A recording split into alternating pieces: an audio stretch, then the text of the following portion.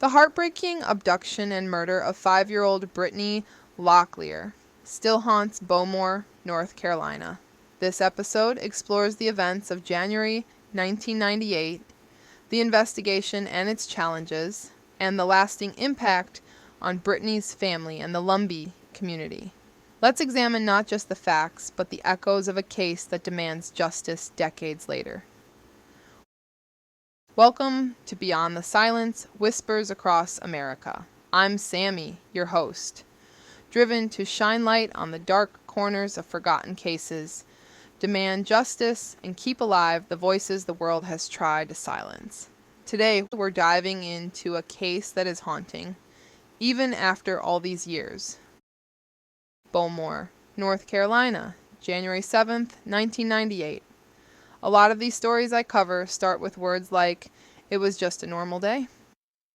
And that's the thing. These tragedies slide in on days when life's supposed to be as ordinary as ever. Brittany Locklear was 5, the kind of little kid everyone loves, hugging everybody she met, excited to go to church, and fiercely proud of her Lumbee roots.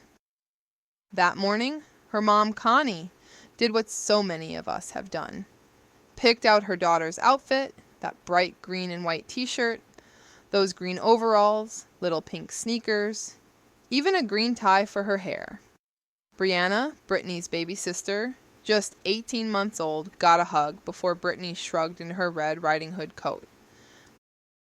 Connie and Brittany head out, hand in hand, to the bus stop less than 500 feet from their front door. It was right there, in the clear sight line of their home. Connie's got to use the bathroom, and just like any one of us, probably thinking, "I'll be 2 seconds, the bus might come." Brittany, who I imagine was just shuffling her feet the way kids do when they're bored or impatient, stays at the stop. When Connie comes back, Brittany's not there. That split second, a gut punch, right? She checks at the school, hopeful, but Brittany hadn't arrived. Within moments, the reality set in. Brittany was missing. Here's the thing that always rattles me. Neighbors saw it happen. They saw a truck, tires screeching, a man getting out and grabbing Brittany before speeding off.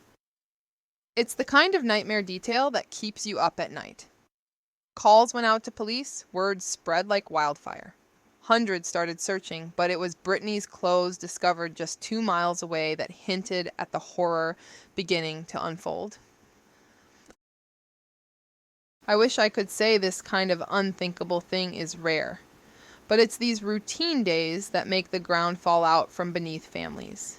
Covering cases like Brittany's, I always wonder how those little moments, something as everyday as leaving your child for a second, can haunt a family forever.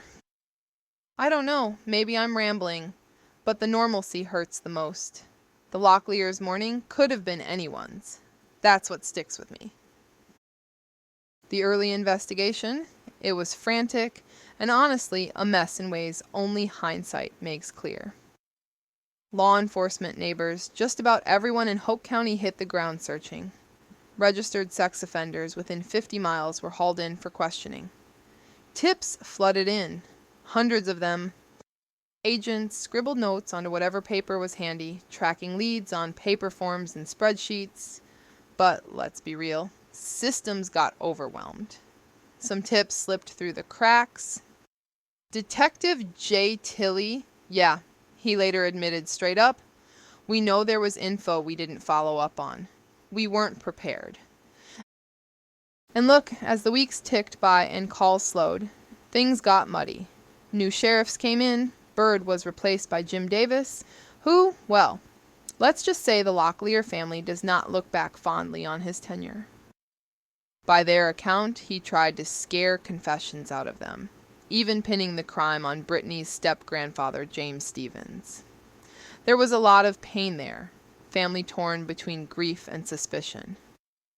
Meanwhile, evidence and hope seemed to evaporate in that sea of leads. Then, in 2002, you might remember folks thinking, maybe this is it. A firefighter from Fort Bragg gets busted for robbing a bank. And bizarrely, they find a photo of Brittany in his locker. I mean, come on, that's a weird break. But the hope fizzles just as quickly as it appeared. Turns out his DNA didn't match what was found on Brittany. The photo? Just a newspaper clipping. That sense of being on the edge of answers, then slipping right back into the unknown. Brittany's case is full of those moments. False starts, lost momentum, pain upon pain for a family still searching, decades later.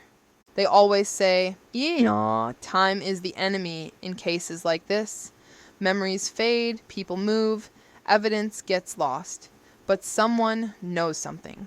These stories don't just vanish.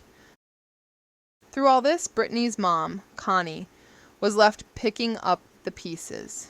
Imagine the years passing.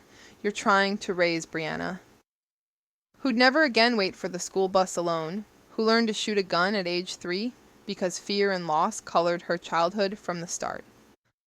Connie and Charles, Brittany's stepdad, tried to hold on, but the weight of unanswered questions pulled them apart.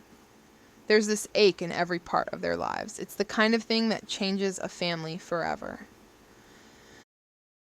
And it's not just the Locklears. Brittany's murder echoes in the whole Lumbee community, and more painfully in the broader pattern of violence against Indigenous women and girls. Statistics are brutal. Indigenous women are killed at 10 times the rate of others. Murder is the third leading cause of death for Indigenous women and girls in America.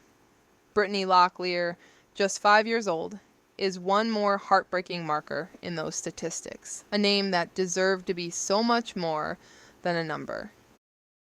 Yet hope is hard to kill. In 2015, law enforcement finally got enough DNA to make a genetic profile of Brittany's killer. There's still a $20,000 reward for information leading to an arrest, and every year memorials bloom in Bowmore. Ceramic angels, flowers, crosses bearing her name. The Lumbee Tribe keeps her memory alive. This community, Brittany's family, they aren't done fighting. Neither are we. Answers are still out there. Cases like Brittany's, well, they're exactly why I do this. The pain doesn't fade, but neither does the hope for justice. Somebody knows. Someone out there has a piece of the puzzle. If you know anything about what happened to Brittany Locklear, please don't let the silence win. That's it for today's episode. The questions remain and the search continues. Because every missing person deserves answers, and every story deserves to be heard. What are your thoughts?